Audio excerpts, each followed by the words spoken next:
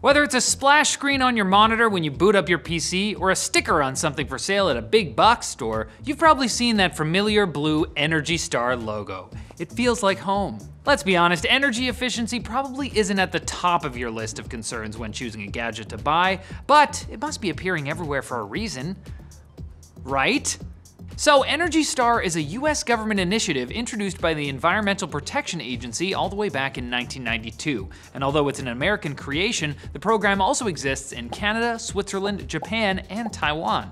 The idea is to label energy efficient products from light bulbs to PCs to even whole buildings. And even if you don't care about the environment because it's got too many bugs or whatever, the certification is also designed to help you save money on your power bill.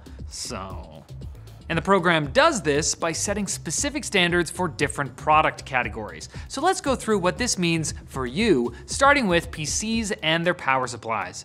This one will be pretty easy to remember for any of you who have built or upgraded a computer before. An Energy Star certified PC has to perform at least at an 80+ bronze level. This means it has to run at 82% efficiency at 20% or 100% load, and 85% efficiency at 50% load. If you're all squared away with your PC, but you're in the market for a TV instead, Energy Star follows a more complicated formula to determine if it's compliant. Given that power-sucking CRT monitors are obsolete, the requirements are fairly unforgiving. A 55-inch TV can't consume more than 57 watts, and a 65-inch TV can't use more than 69 watts. Nice. And even though most TVs these days still connect to the internet, even while they're turned off, Energy Star TVs can't use more than 3 watts in this state. But let's say you found your soulmate, finally, on OkCupid, and it's time to go out and buy a washer together. Energy Star quantifies these with something called energy factors, numbers that are calculated mostly based on how much energy they consume per pound of clothes.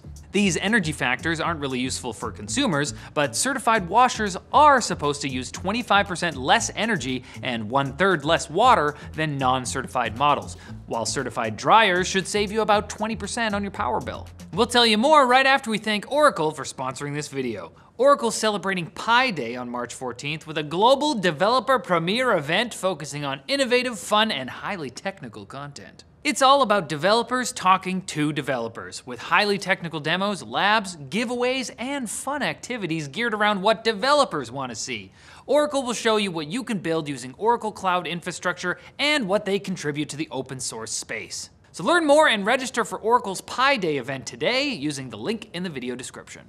So you know how your parents were always yelling at you to turn off the lights to save money? Light bulbs have been a focal point for change in recent years. We went from old school incandescent bulbs to those spring-looking CFLs to modern LEDs in a relatively short amount of time.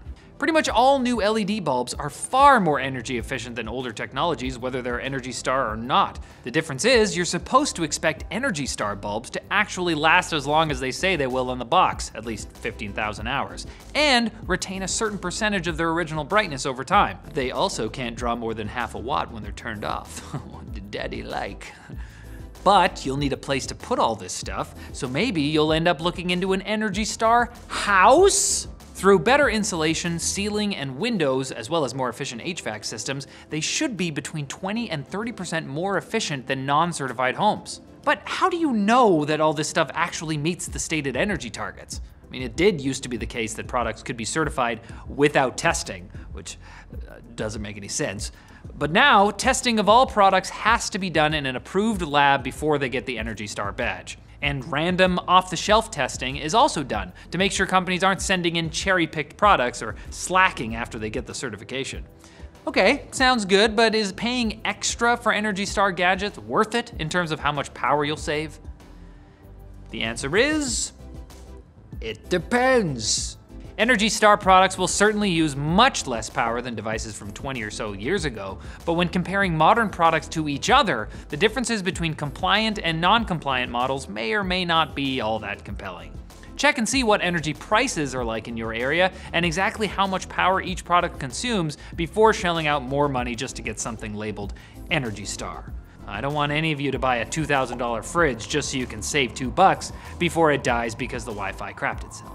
Fridges have Wi-Fi now. Hey, that's it for this one. Thanks for watching, guys. Like a video. Dislike it if you disliked it. Check out our other videos and comment below with video suggestions. But most important of all, at the end of the day, in summary, in conclusion, don't forget to subscribe and follow. I could keep talking as long as you want me to.